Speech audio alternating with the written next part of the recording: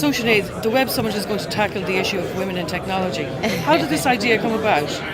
Well, you know what, we've been producing conferences all over the world, over the past couple of years, and it's pretty obvious, when you're at all these conferences that there's a pretty large deficit.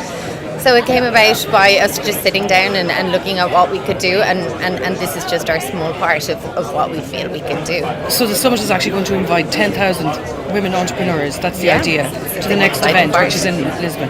Well, it's 10,000 tickets throughout all our events next year, which is Surge in Bangalore, it's Rise in Hong Kong, it's Collision in New Orleans, and it's Web Summit as well. As part of your decision to tackle this issue, how many women were on the Web Summit team to discuss this, for example? Well, we've got actually a pretty good ratio within our office, and I definitely I'm tipping the scales on my team personally, on the live team. But yeah, we've got female engineers on our data science team, within our engineering teams. Where we've got a good spread, and that's always positive. And in your opinion, do we have to start at the grassroots, at the school level, or?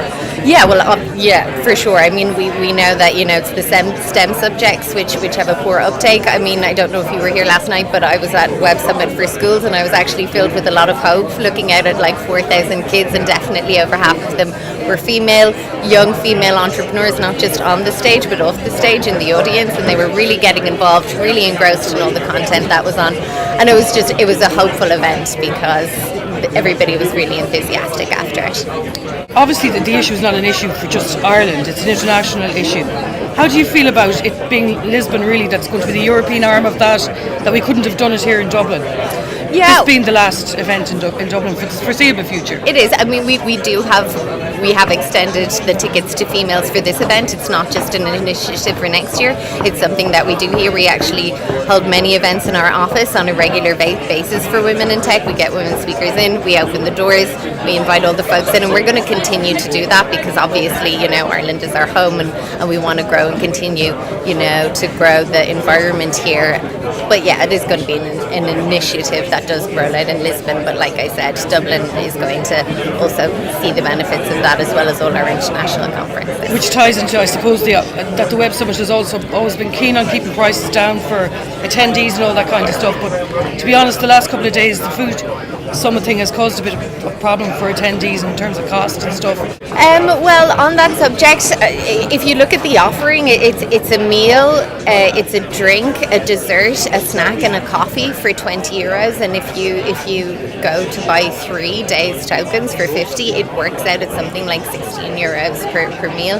And for everything that you get, which is bought from the four corners of Ireland, from Donegal to Cork, from everywhere, all locally grown, all by Irish food producers who've been working towards this event and putting time and taking time out of their businesses and their restaurants to come up and welcome all these attendees.